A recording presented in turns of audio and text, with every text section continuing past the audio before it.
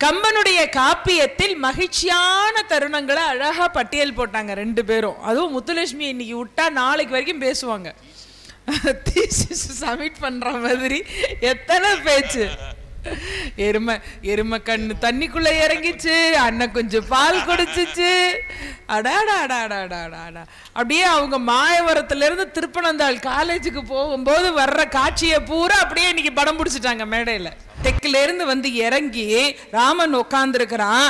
ராமனை பார்த்து எப்பவுமே தொழுத அனுமன் அப்ப செய்த செயல் என்னன்னா, ராமன் பக்கம் காலை நீட்டி தெற்கு பார்த்து சாஷ்டாங்கமா விழுந்து கை ரெண்டையும் மேல கூப்பி தெற்க பார்த்து விழுந்து வணங்கி எழுகிறான் என்று சொன்னால், மிகப்பெரிய சொல்லின் செல்வனாக அனுமனை கம்பன் உயர்த்திய இடம் இதுதான். துயரத்திலும் ஒரு நேர்மையை மனதிற்குள்ளே உயர்த்தி, துன்பத்திலும் கூட மனிதனுக்குள்ளே நிலை தடுமாறாமையை போதித்து, அவலத்தில் கூட ஒரு சுவையை நாட்டிய கவி சக்கரவர்த்தியின் கவிக்கு இணை உலகத்தில் வேறு எந்த கவிஞனுடைய கவிதையும் வந்து சேர முடியாது என்ற காரணத்தினால்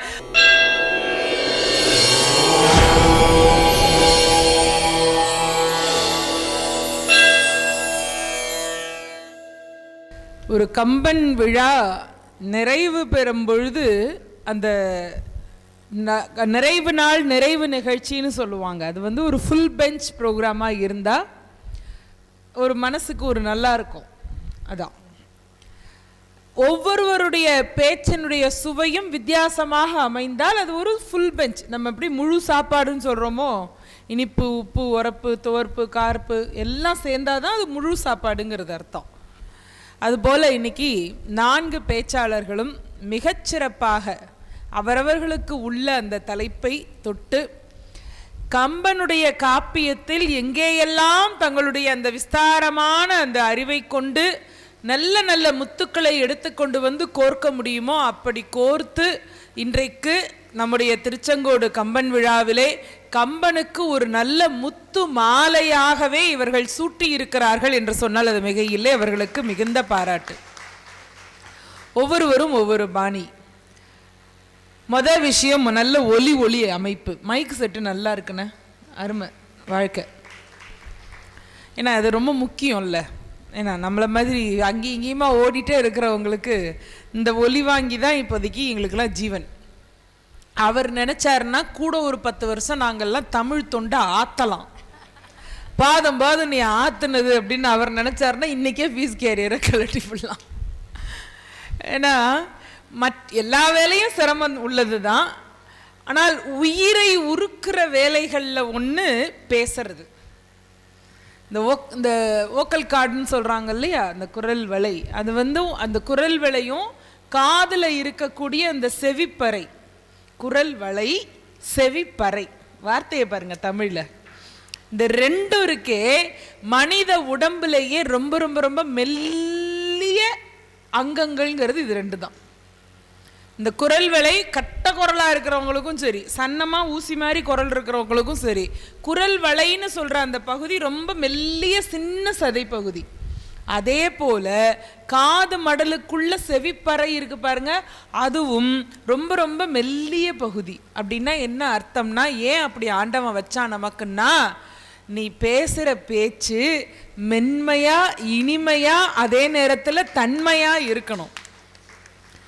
போய் கேட்குறவங்களுக்கு காதில் அது நராசமாக அப்படியே கத்திய வச்சு குத்துன மாதிரி இருக்கக்கூடாது. அப்படி அதுவும் அப்படியே மெல்லியதாக இருந்தால் அந்த பேச்சுக்கு ஒரு மரியாதை கிடைக்கும். ஆக பேசுறது கஷ்டம், சரிங்களா? அடுத்து உங்களோட மைண்ட் செட்டுக்கு சொல்கிறேன். பேசுறது மட்டும் இல்லை, கேட்கறது அதை விட கஷ்டம். கேட்கறது அதை விட கஷ்டங்க. அது இந்த காலத்தில் கேட்கறதுங்கிறது ரொம்ப ரொம்ப கஷ்டம். ஏன்னா யார் பேச்சையும் கேட்கறதுக்கு தயாராக இல்லை. எல்லாம் பேசிக்கிட்டு இருக்கும்போதே அப்படியே வெத்தலையில் மைத்தடையின மாதிரி இப்படி மனிதர்களுடைய மனநிலையும் மூளையும் மாறிக்கொண்டே இருக்குதுங்க, சரிங்களா? தவறாக எடுத்துக்காதீங்க. நீங்கள் எத்தனை தான் வீடியோ காலில் பேசினாலும் நேராக போய் பார்த்து மச்சான் நல்லா இருக்கியாடா அப்படின்னு தோளில் ஒரு தட்டு தட்டி ஃப்ரெண்டை பார்த்து பேசுகிற அந்த சந்தோஷம் கிடைக்குமாங்க? அதுக்குத்தான் இது மாதிரியான நிகழ்வுகள் எல்லாம்.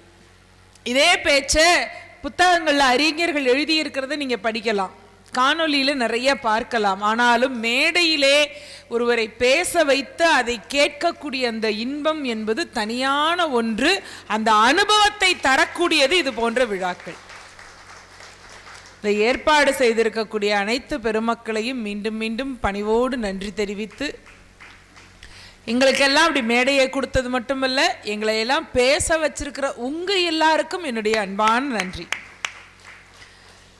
கம்பனுடைய காப்பியத்தில் மகிழ்ச்சியான தருணங்களை அழகா பட்டியல் போட்டாங்க ரெண்டு பேரும். அதுவும் முத்துலட்சுமி இன்னைக்கு விட்டா நாளைக்கு வரைக்கும் பேசுவாங்க. சப்மிட் பண்ற மாதிரி எத்தனை பேச்சு. எருமை கண்ணு தண்ணிக்குள்ள இறங்கிச்சு, அண்ணன் கொஞ்சம் பால் குடிச்சிச்சு, அடாடாடாடாடாடா. அப்படியே அவங்க மாயவரத்துல இருந்து திருப்பனந்தாள் காலேஜுக்கு போகும்போது வர்ற காட்சியை பூரா அப்படியே இன்னைக்கு படம் பிடிச்சிட்டாங்க மேடையில. இன்னைக்கும் நம்ம ஊர்களில் தாறுதலா இருக்குதுங்க அந்த பகுதியெல்லாம் பார்க்குற போது. சோழ நாடு சோறுடைத்து அப்படிங்கிறதுக்கு தகுந்த மாதிரி அவங்க பகுதியெல்லாம் அந்த மாதிரி வளமாக தான் இருக்குது. இறைவனருள்ள எல்லா பகுதியும் அப்படி வளமாக இருக்கணும், அது ரொம்ப முக்கியம். அவங்க அழகா சொன்னாங்க, தம்பி வீரபாலாஜி அடிச்சார் முதல்லையே. ஏமா முதல்ல எடுத்தவனே மகிழ்ச்சி தானேம்மா, கடைசியில உத்தரகாண்டத்தை ஏன் கம்பர் விட்டார்ன்ற கேள்விய எனக்கு தெரிஞ்சு உலக கம்பன் கழக வரலாற்றுல கேட்ட தம்பி நம்ம தம்பி தான். இதை ஏன் விட்டார்னு கம்பர் தான் வந்து சொல்லி ஆகணும், நமக்கு என்ன தெரியும். மங்களகரமா பாடி முடிச்சுட்டாங்க. ரெண்டு பேரும் அழகா சொன்னாங்க, கம்பனை வந்து சந்தோஷத்தை கொண்டாடுறதுல மன்னங்க, சந்தோஷத்தை அப்படி கொண்டாடுவார். எப்படி கொண்டாடுவார் பாருங்க. அயோத்தியில எல்லாரும் சந்தோஷமா இருக்காங்க, வன்மை இல்லை ஒரு வறுமை இன்மையார் சொன்னாங்களா, அது மாதிரி இன்னொன்னு பாருங்களேன். ஒரு வீட்டுல சாப்பாடுனா எப்படி இருக்கணும்னு சொன்னா, முக்கணிகள் இருக்கணும், மா பலா வாழை 3 இருக்கணும், சரியா? அது 3ஐயும் இலையில வச்சிருக்காங்களாம். வச்சா சாதம் நல்ல வெள்ளியில செஞ்ச துருவல் மாதிரி அப்படி பளபளன்னு சூடா அப்படி இலையில கொண்டு வந்து வைக்கிறாங்க. வாழை இலையில சூடா அப்படி சாதம் வச்சு சாப்பிட்டா இப்படி முடங்கி போற உடம்பு கூட இப்படி தடகாத்திரமா எந்திரிச்சுக்கும். ஆனா நம்ம தலையெழுத்து போற பக்கமெல்லாம் கொதிக்க சோத்தை எடுத்து நல்லா பிளாஸ்டிக் கவர்ல வச்சுதான் திங்கிற மாதிரி இருக்கு நிலைமை. நல்ல தடகாத்திரமா இருக்கிற உடம்பும் இப்படி போயிடும், சரியா? வாழை இலையில அப்படி வெள்ளி துருவல் மாதிரி சாப்பாட்டை போடுறாங்க. அதுல அப்படியே கட்டி கட்டியா தயிர். எப்படி தயிர்னா, நம்ம கொங்கு நாட்டு பக்கம் பாருங்க கோதுமை உப்புமாவுக்கு ஒரு தயிர் வைப்பீங்க பாத்தீங்களா, அந்த தயிர் மாதிரி இருக்குதான் அது. ஆமா, நாட்டு மாட்டு தயிர். இங்க பாருங்க, அவர் அதுக்கு மேல எல்லாத்துக்கும் பசி வந்துருச்சு. அந்த மாதிரி உண்மைதான் தம்பி சொல்றது. நல்ல உண்மையாவே நாட்டு மாட்டு பால்ல கடைஞ்சு எடுத்து அந்த மன்னிக்கணும் உரைக்குற்றிய அந்த தயிர் அப்படியே மேல பாத்தீங்கன்னா ஒரு மாதிரி சிவப்பு கலர்ல, லேசா சிவப்பு கலர்ல இருக்குமாமா அந்த தயிர். பாக்கெட் பால்ல வைக்கிற உறவுத்துற தயிர் தான் வெள்ளை வெள்ளையர்னு இருக்கும். இது கொஞ்சம் அப்படி செவந்த மாதிரி தான் இருக்கும் அந்த தயிர், ஒரிஜினல் தயிர், சரியா? அப்படி சாதத்தை வச்சு முக்கணிகளை எல்லாம் வச்சு அதுல கட்டி கட்டியா தயிரை போட்டு அதை எடுத்து பிசைஞ்சு எல்லாரும் ஒருத்தருக்கு ஒருத்தர் ஊட்டி சாப்பிட்றாங்களாம். எங்க கோசல நாட்டுல சாப்பிட்றாங்களாம். எங்க சாப்பிட்றாங்க அப்படின்னா அதுதான் ரொம்ப முக்கியம். எங்க சாப்பிட்றாங்கன்னா, யாரோ ஒருத்தன் வீட்டுல கல்யாணத்துக்கு பந்தக்கால் நட்டு முகூர்த்தம் வச்சு லட்சக்கணக்கில் கடனை வாங்கி கல்யாணம் பண்ற போது நம்ம ஆளுக 2 வேளை பட்னியா இருந்தா அங்க போய் 3 பந்தியில உட்காந்து சாப்பிடுவாங்க பாருங்க. அப்படி சாப்பிடலையாம், சரியா? அடுத்த வீட்டு சாப்பாடுன்னா நிறைய உள்ள இறங்கும். அதே நம்ம ஹோட்டல்ல பில்லு கொடுத்து சாப்பிடணும்னா 2 இட்லிக்கு மேல சாப்பிட மாட்டோம். இந்த மணல இருக்குது இல்லை இங்க.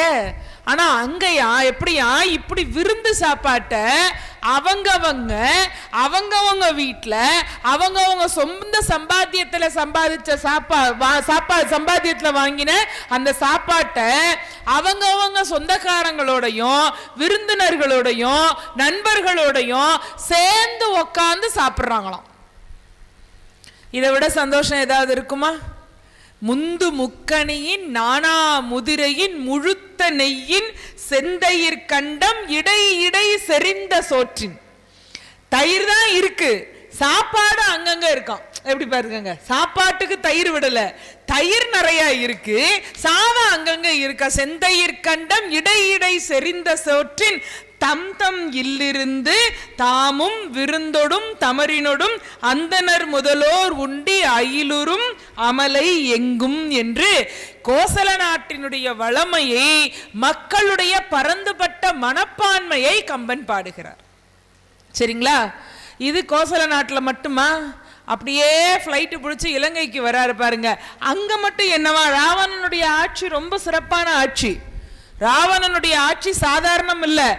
நம்ம வீட்டில எல்லாம் பெருக்கி அப்படி குப்பையை தள்ளினோம்னா பேப்பரு, தலைமுடி தான் அதிகம் கிடக்குது. அதானம்மா, வேக்யூம் கிளீனர்லாம் சிக்கிக்கிட்டு அப்படியே வெடிச்சு போற அளவுக்கு வீடு முழுக்க தலைமுடி தான் கிடக்கும். கேரி பேகு, அவருக்கு இருந்த அனுபவத்தை அவர் சொல்றாரு. அதிகபட்ச காய்கறி குப்பை, இல்லை பிள்ளைங்க சாப்பிட்டு போட்ட சாக்லேட் பேப்பர், இதானேங்கம்மா நம்ம வீட்டு குப்பையா இருக்கும்.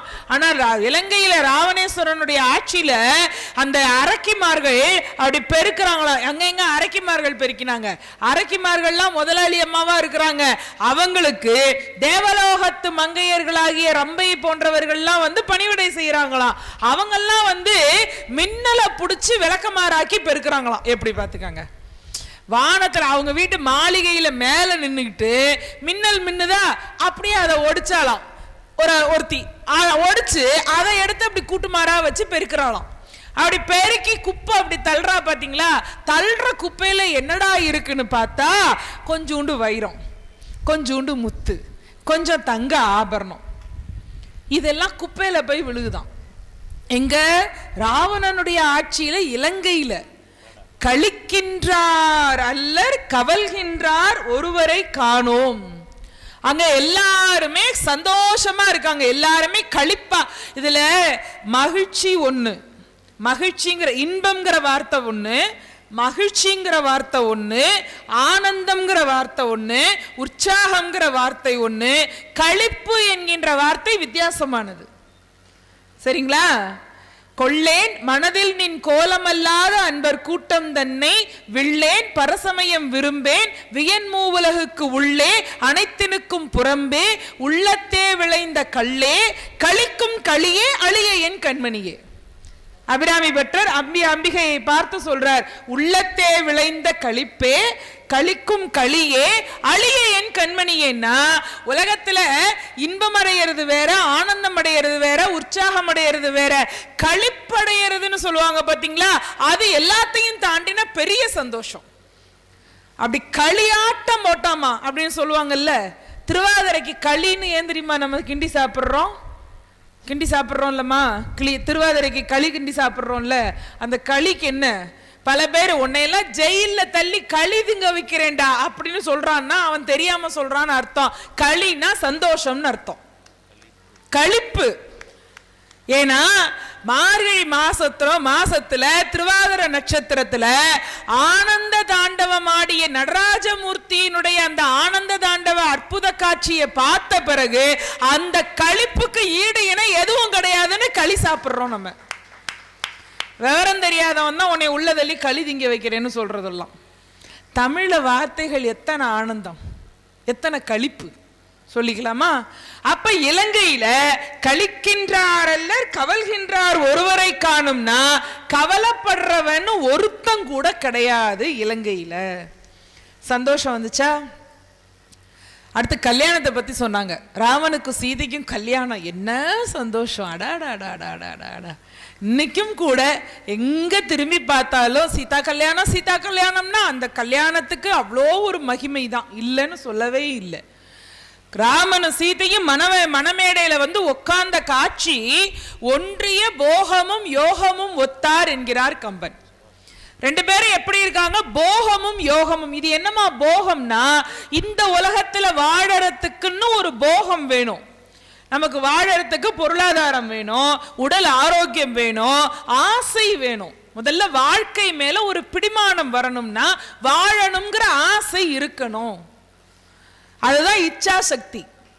ஒரு விஷயத்தை அடையறதுக்கான எண்ணம், ஆசை, தூண்டுதல் இருந்தால்தான் அதற்கான அடுத்த முயற்சி கிரியைக்குள்ள நம்ம போவோம்.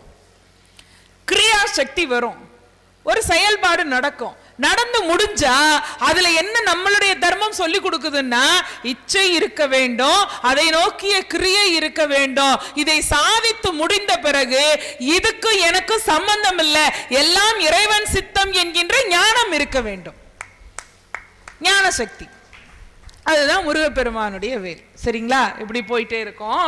இதுல என்னன்னா, கல்யாணத்துல 2 பேரும் ஒன்றிய போகமும் யோகமும் ஒத்தார்னா, இந்த உலகத்துல வாழறதுக்கான போகமும் அவன் நமக்கு கிடைக்கணும், அந்த உலகத்துக்கு போறதுக்கான யோகமும் கிடைக்கணுமா, 2ஐயும் சேர்த்து பார்த்த மாதிரி இருக்குதான் ராமனும் சீதையும் மணமேடையில உட்கார்ந்து இருந்தது. அப்படி கல்யாணத்தை பத்தி பேசுறாங்க. இந்த கல்யாணத்துல அழகா அவங்க சொன்னாங்க, நம்பியை காணும் தோறும் நங்கைக்கு 1000 நயனங்கள் வேண்டும். அதெல்லாம் கரெக்டு.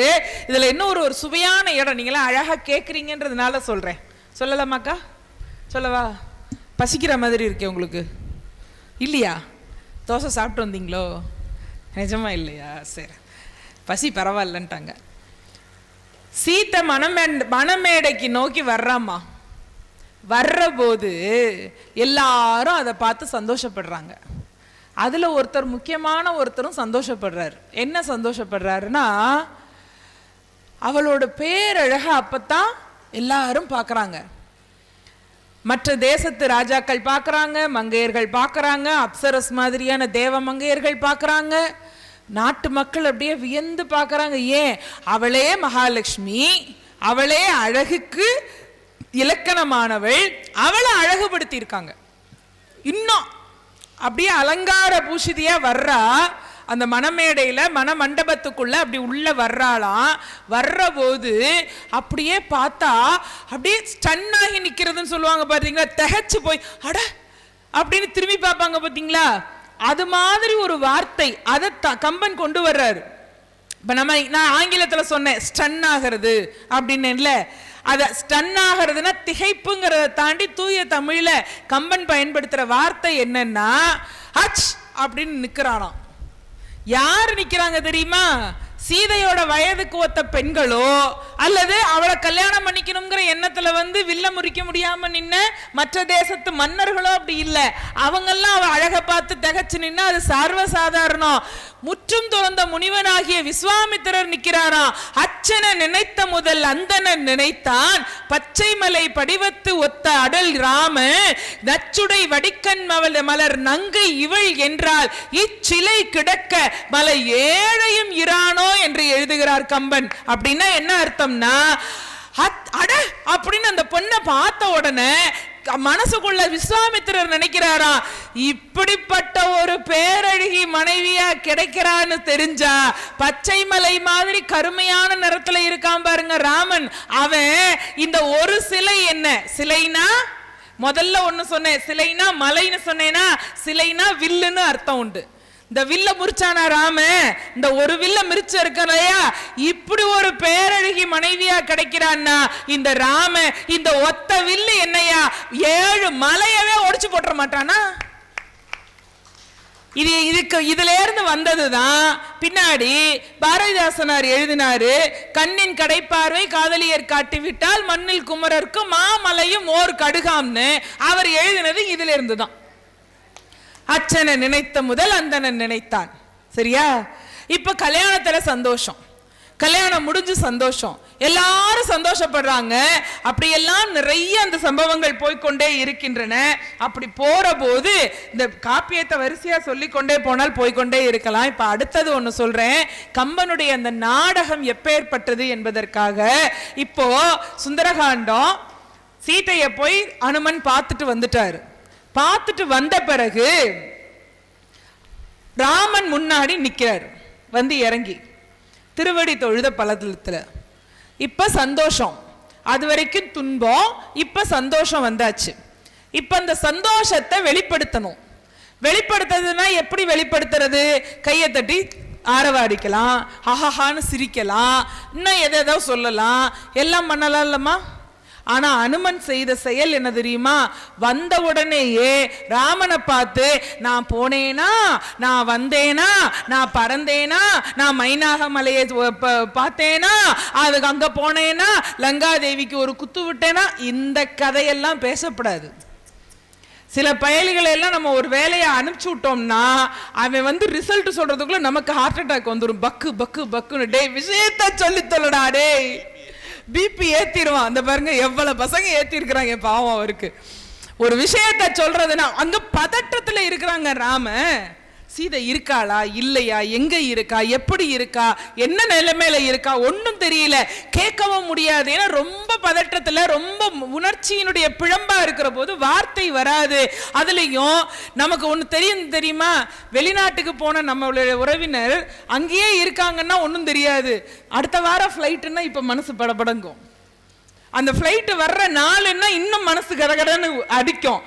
ஏர்போர்ட் வாசல்ல போய் நிக்கிற போது பொங்கிரும், வந்துரும்ல அழுக. அப்படியே ஒரு சந்தோஷத்துல மனித இயல்பு தானே. இப்ப அது மாதிரி அனுமன் வந்து இறங்க போறான். ராமன் மனசு எப்படி இருக்கும், தொலைச்ச மனைவி எங்க போனான்னு தெரியலையேன்னு பதற்றத்துல இருப்பானா. இப்ப அனுமன் ஏன் அவருக்கு சொல்லின் செல்வன்னு பெயர் தெரியுங்களா? எல்லாத்தையும் அழகா சொல்றதுனால மட்டும் சொல்லின் செல்வன் இல்ல, தேவைப்படாத இடத்துல எதையும் சொல்லாம இருந்தாலும் சொல்லின் செல்வன் தான். சில சமயம் அமைதியா இருக்கிறது ரொம்ப நல்ல விஷயம். இப்ப அனுமன் அதை செயலை செய்யறாரு பாருங்க. தெற்குல இருந்து வந்து இறங்கி ராமன் உட்கார்ந்து இருக்கிறான். ராமனை பார்த்து எப்பவுமே தொழுத அனுமன் அப்ப செய்த செயல் என்னன்னா, ராமன் பக்கம் காலை நீட்டி தெற்கு பார்த்து சாஷ்டாங்கமா விழுந்து கை ரெண்டையும் மேல கூப்பி தெற்க பார்த்து விழுந்து வணங்கி எழுகிறான் என்று சொன்னால் மிகப்பெரிய சொல்லின் செல்வனாக அனுமனை கம்பன் உயர்த்திய இடம் இதுதான். சரிங்களா? எய்தினான் அனுமன் எய்தி ஏந்தல் தன் மொய்கடல் தொழுகிலன். வந்து இறங்கிட்டான். இறங்கி ராமனுடைய அந்த மொய்கடல்ல தானே காலில் விழுந்து கும்பிடணும்ல. ராமனை கும்பிடலங்க, ராமனை கும்பிடவே இல்லை. அந்த பக்கம் திரும்பி பார்த்து அவன் செய்த செயல் என்ன, முளறி நீங்கிய தல்தியலை நோக்கி தலையன் கையினன் வையகம் தழி நெடீது இறைஞ்சி வாழ்த்தினான். அப்படி காலை நீட்டி அப்படி கையை எடுத்து கும்பிட்டு வணங்கினான் என்றால் ஒரே செயல் தான். சீதை தெற்கு திசையிலே இருக்கிறாள், சீதை நலமாக இருக்கிறாள். இன்னொன்னு சொல்றேன், உயிரோட இல்லாதவங்களுக்கு இங்கிருந்து பார்த்து விழுந்து நமஸ்காரம் செய்ய மாட்டோம். அங்க இருக்கிற இப்ப நான் முதல்ல சொன்னேன் பாருங்க, அங்க இருக்கக்கூடிய திசை நோக்கி தொழுகிறேன்னு. அதுதான் உயிரோடு இருப்பவர்களுக்கு தொழுத்தக்க அளவிலே அவள் இருக்கிறாள் என்றால் தெற்கு பக்கம் இருக்கிறாள், அவள் அங்கே நலமாக இருக்கிறாள். தொழத்தக்க தகையிலே மிக உயர்ந்த கண்ணியத்தோடு கற்பு நெறியோடு இருக்கிறாள் என்ற 3 செய்தியையும் ராமனுக்கு சொல்லிவிடுகிறான். இது துன்பத்திற்கு பிறகு மகிழ்ச்சியிலே வந்தது. ஆகவே இன்புற்ற தருணங்கள் தான் ராமாயணத்திலே சிறப்பாக நம்முடைய நெஞ்சத்தை ஈர்க்கிறது என்று சொல்லி நன்றி வணக்கம்னு சொன்னா அவ்வளவு வர பாருங்க. அப்புறம் இந்த 2 பேர் எதுக்கு வந்தாங்க? அவங்களே ஒரு 2 நிமிஷம் யோசிக்கணும் இல்லம்மா. ஏம்மா இது மாதிரி 100 செய்தி பேசிட்டே போலாம்மா. பேச பேச அது சுவைதான், இல்லைன்னு சொல்லலை. கவி சக்கரவர்த்தி கம்பன் தன்னுடைய தனி முத்திரையை பதித்த இடங்கள்னு பார்க்கணும். சரிங்களா? அயோத்தியில இருந்து ராமனும் சீதையும் கிளம்பும் பொழுது இலக்குவன் அவன் தாய் சுமித்திரை கிட்ட போய் அம்மா நானும் போறேன் அண்ணனோடன்றா. சரியா? மிக துன்பமான நேரம். மூத்த மகன் கிளம்புறான், மருமக கிளம்புறா, பின்னாடியே இவனும் தான் பெற்ற பிள்ளையும் கிளம்புறான். சாதாரணமா நம்மள மாதிரி தாயா இருந்தா காதை பிடிச்சி திருகி அகராதிப்பயமோன உட்கார்றப்சன் உட்கார், அவன் தான் போறான்னா போறாத காலம் போறான்னா அவன் கட்டின பாவத்துக்கு அவளும் போறான்னா நீனும் சேர்ந்து போவியோ அப்படின்ட்டு என்னவா? சரி. இப்ப நம்மளா இருந்தா என்ன சொல்லுவோம்? உட்கார்ற சாம அவன் போறான் நீயும் போவியா அப்படின்னு சொல்லுவோமா மாட்டோமாம்மா?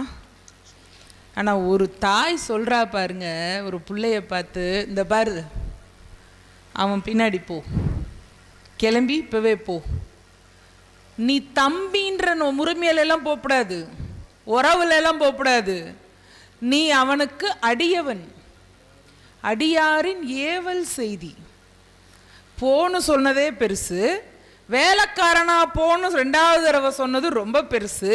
அதை விட பெருசு என்னன்னா, மன்னும் நகர்க்கே அவன் வந்திடின் வா, இல்லை என்றால் முன்னம் முடி. ஒரு தாய் இப்படி ஒரு ஆசீர்வாதத்தை பண்ணலாமாம்மா? ஆனால் கம்பன் நம்மை சிந்திக்க வைக்கக்கூடிய இடங்கள் இது போன்ற இடங்கள் தான். துன்பம்தான், துயரம்தான், மிகப்பெரிய சோகம்தான். ஆனால் அந்த சோகத்திலும் சுமித்திரை தன் நிலை மாறாமல், இன்னும் சொல்ல போனால் உயர்ந்த நிலைக்கு தன்னை தாயாக உயர்த்தி கொண்டாள் பாருங்கள். அது நமக்கு பாடத்தை தருகிறது. அவன் வர்றதுக்கு முன்னாடி நீ முடிஞ்சிருக்கணும். அவனுக்கு ஏதாவது ஒண்ணு ஆபத்துன்னா அதுக்கு முன்னாடி உன்னுடைய உயிர் போயிருக்கணும்னு ஒரு தாய் ஆசீர்வாதம் பண்ணி அனுப்புறா பாத்தீங்களா? ஒண்ணு. அடுத்த இடம், வாலி வதத்துல வாலி ராமனுடைய அம்பை பார்த்த பிறகு அவனுக்கு மூவர் நீ, முதல்வன் நீ, முற்றும் நீ, மற்றும் நீ, பாவம் நீ, தர்மம் நீ என்று வரிசையா சொல்லுவது வேற. அது பரம்பொருளை பார்த்த வேகத்துல சொல்றது. ஆனா மனிதர்கள் தடுமாறுற இடம் எப்ப தெரியுமா? தன்னைய ஒருத்தன் அடிச்சு வீழ்த்திட்டான உடனே தன்னால முடியாத அந்த பழி தீர்ப்பதை தான் பிள்ளைய விட்டு இங்க வா, ஆயுசு முடியறதுக்குள்ளேயாவது அவன் ஆயுசை எடுத்துப்படணும் சொல்லி கொடுப்பாமாமா. பொதுவா நமக்கு துன்பம் வர்ற போது 2 வார்த்தையாவது நமக்கு துன்பம் கொடுத்தவன திட்டுறதுங்கிறது இயல்பா இருக்கு. காப்பியம் நம்மை எங்கே செதுக்குகிறது, உயர்த்துகிறது என்று கேட்டால், துன்ப நிலையிலும் கூட நிலை தடுமாறாமல் வாழ்வதற்கான உதாரணங்களை நமக்கு தருகிறது. வாலி என்ன சொல்றாரு? அங்கதான பாத்தீங்க வா. பொதுவா அப்பா போயிட்டா அப்பதான் பிள்ளைகளுக்கு முதிர்ச்சி வரும், பெரிய பிள்ளைன்னு சொல்லுவாங்க. ஆனா பொதுவா நமக்கெல்லாம் என்ன ஆசைன்னா, நமக்கு 70 வயசு ஆனாலும் 90, 95, 100 வயசுல அப்பாவும் அம்மாவும் இருக்கணுங்கிறது தான் நமக்கெல்லாம் ஆசை. உண்மைதானேங்க? ஆனா சிலருக்கு எத்தனை வயசுல ஆண்டவன் அந்த வரைக்கும் எழுதியிருக்கானோ தெரியாது. இன்னும் சிலருக்கு சின்ன வயசுலயே அப்பாவுக்கு நீர்க்கடன் பண்ண வேண்டிய தலையெழுத்து வந்தாலும் வந்துவிடும். சரிங்களா? இப்போ அங்கதன் அது வரைக்கும் சின்ன பிள்ளை. வாலிக்கு உயிர் போற தருணம். அவனை கூப்பிட்டு பக்கத்துல வச்சு சொல்றான், அவனை அடிச்சவன் தானே ராமன், எதிரில் நிக்கிறான்லம்மா. அவன் நினைச்சிருந்தா என்ன சொல்லியிருக்கணும்? இந்த பாரு, என்னை அவன் தான் உங்க சித்தப்பனோட சேர்ந்து என்னை கொன்னவன், நீ பாத்துக்க, அவனை விட்டுறாத, இந்த காட்டுக்குள்ள அவனை வர விட்டுறாத திரும்ப. நியாயமா அப்படித்தானேம்மா இப்ப இருக்கிறவங்க சொல்லுவாங்க. ஆனால் வாலி சொல்லுகிறான், மகனே இனிமே நீ சின்ன பிள்ளை இல்லை. ஏன்? அப்பா போறேன். அப்பா 50 வயசுல போனாலும் சரி, 5 வயசுல போனாலும் சரி, அப்பா போனதுக்கு அப்புறம் தான் பிள்ளைங்க பெரிய பிள்ளைங்களாவே ஆகுறோம். சரிங்களா? அது வரைக்கும் தான், அப்புறம் தான் தெரியுது எதெல்லாம் அப்பா நமக்கு வராமல் பாதுகாத்து வச்சுக்கிட்டு இருந்தாங்கன்ற விஷயமே அப்பதான் நமக்கு வருது. இப்ப அங்கதனை கூப்பிட்டு சொல்றான், இனிமே நீ சின்ன பிள்ளை கிடையாதுப்பா, பொறுப்புகள் நிறையா வந்துருச்சு. இந்த எதிரில் நிற்கிறான் பாரு, அவனை ஏதோ சும்மா சாதாரணமாக நிற்கிற ஒரு வில் தாங்கிய வீரன் அப்படின்னு நினச்சிடாத. இந்த பிறவி என்னும் மயக்கம் தர்ற நோய் இருக்கு பாரு, இதுக்கான மருந்தே அவன்தான், பரம்பொருள் அவன்தான். ஒரு தந்தைக்கான கடமை என்ன தெரியுங்களா? தெய்வத்தை பிள்ளைக்கு சொல்லிக் கொடுக்க வேண்டும். தெய்வ நிலைக்கு பிள்ளையை உயர்த்த வேண்டும். அந்த மனசு பக்குவத்தை கொண்டு வரணும். அவர் ஆலி சொல்றாங்க, உயிர் போற துன்பமான துயரமான அந்த தருணத்தில் பாலமை தவிர்னி என் சொல் பற்றுதி யாயின், தன்னின் மேல் ஒரு பொருளும் இல்லாத ஒருவன் வில்லும் தாங்கி கால் தரை தோய கற்புல குற்றதம்மா.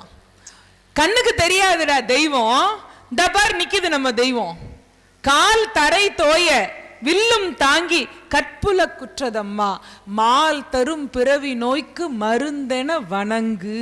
அவனை விட்டுறாத, கெட்டியா பிடிச்சுக்கோ. இந்த பண்பை கம்பன் கொண்டு வந்து நிறுத்துவது துயருற்ற தருணத்தில். இங்கேந்து பின்னாடி போனா அவர் சொன்ன மாதிரி இந்திரஜித்தன் மாண்டு போன பிறகுதான் ராவணனுக்கு பல விஷயங்கள் புரிகின்றதுமா. சரிதானே? இந்திரஜித்தன் மாண்ட பிறகுதான். ஆனால் அதுக்கப்புறமும் கூட அவன் செய்த தவறு என்ன என்றால், அதுக்கு பிறகும் இந்த தவறிலே இருந்து தன்னை மீட்டுக் கொள்ளாமல் அவன் அதையே தொடர்ந்து செஞ்சதுதான். சரிங்களா? இன்னும் ஒரு இடம் மட்டும் சொல்லிட்டு நிறைவு செய்கிறேன். நான் என்ன தெரியுமா, இன்று போய் போர்க்கு நாளை வா, இந்த பதம் உலக இலக்கியங்களிலே கம்பனில் மட்டும்தான் உண்டு.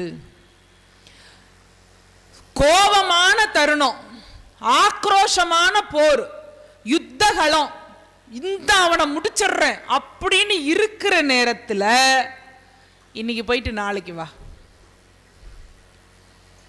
இது முதல் விஷயம். அவனை திருத்துறதுங்கிறது ஒன்று. அடுத்தது, இதுக்கப்புறம் அவன்கிட்ட கொல்றதுக்கோ எடுக்கிறதுக்கோ ஒண்ணுமே இல்லை, போ, முடிஞ்சு போச்சு. ஆனா ராவணனை எப்படி கொண்டு வந்து உயர்த்தி நிறுத்துறான் பாருங்க கம்பன். இப்படி ஒருத்தன் சொன்ன பிறகும் எவனாவது அடுத்த நாள் போருக்கு வருவானா? வந்து நிக்கிறான். ஏன் வந்து நிக்கிறான் தெரியுங்களா? ராவணனுக்கு ராமன் மேல ஒரு காதலே வந்து விட்டது. ராமனை பார்த்து ரசிக்க ஆரம்பிச்சிட்டான். எப்படி ரசிக்கிறான்னு சொல்லட்டுமா? இப்ப நம்மள ஒருத்தர் வசவு வச்சு திட்டுறாங்கன்னு வைங்களேன், ஒரு வார்த்தை கொஞ்சம் மரியாதை குறைவுனாலும் புசு புசுன்னு கோவம் வரும்ல. ஆனா அதே நேரத்தில் அவங்க திட்டுறதை நம்ம ரசிச்சு, ஐயோ என்ன அழகா திட்டுறாங்க ஐயோ அப்படின்னு நம்ம சொன்னோம்னா எப்படி இருக்கும்? அல்லது நம்மளை ஒருத்தர் அடிக்க வர்றாங்கன்னா அந்த அடியை வாங்க மாட்டோம். ஒரு கன்னத்தில் அறைந்தால் மறு கன்னத்தில், இதெல்லாம் இப்ப கதைக்கு உதவே உதவாது. ஆனா அதே நேரத்தில் எவ்வளவு அழகாக தாளம் தப்பாமல் அடிக்கிறார்கள் அப்படின்னு சொன்னா அது எப்படி இருக்கும்? நடக்குமா எங்கேயாச்சும்? ஆனா நடக்குதுமா கம்பன்ல? கம்பன்ல நடக்குது. ஏன் தெரியுங்க? கம்பன் தான் ஒரு கவி சக்கரவர்த்திங்கிறத நிரூபிச்ச இடம் இந்த இடம். கடைசி நேரத்தில் யுத்தகாண்டத்தில் ராமனுடைய அந்த பகழினா அம்பு, அது ராவணன் மேல சரசர சரசர சரசர சரசரன்னு வந்து அப்படியே உடம்பு முழுக்க தொலைக்குதுமா. ஒரு இடம் இல்லை, எள்ளு இருக்கிற இடம் கூட விடவாவி இல்லை, அப்படி வந்து தொலைச்சு எடுத்துருச்சு. சரியா? அப்படி வந்த சரமான அம்ப பார்த்து ராவணன் நினைக்கிறானா, ஹடாடாடாடா என்ன ஒரு அழகா முறைப்படி தாள நயத்தோடு பண்பு நயத்தோடு பண்மாறாமல் அவன் செய்கிறான் அப்படின்னு யோசிச்சானா.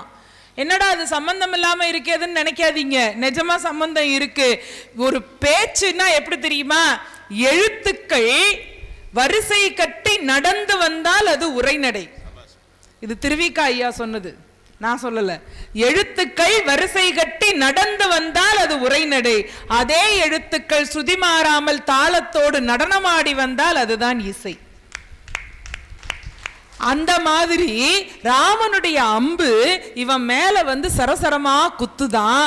அதை பார்த்தா ராவணனுக்கு எப்படி இருக்கான்? நல்ல புலமை வாய்ந்த தேர்ந்த ஒரு புலவன், பெரிய அறிஞன் ஒருத்தன் உட்கார்ந்து சபையில பேசினா அந்த பேச்சு எப்படி எல்லாரையும் ஈர்க்குமோ, அந்த பேச்சு எப்படி முறைமை மாறாமல் இருக்குமோ, அவன் ஒரு பாடல் பாடினால் அந்த பாட்டிலே பண் தாளம் இசை இது எல்லாம் எப்படி மாறாமல் இருக்குமோ, ஒரு இலக்கியத்துக்கு இது எல்லாம் அலங்காரம்னு சொல்றார். பல வகை அலங்காரம் என்று அதை ஒன்னா சேர்த்து ஒரு பதம் போடுகிறார் கம்பன், பல் அலங்காரம் என்று.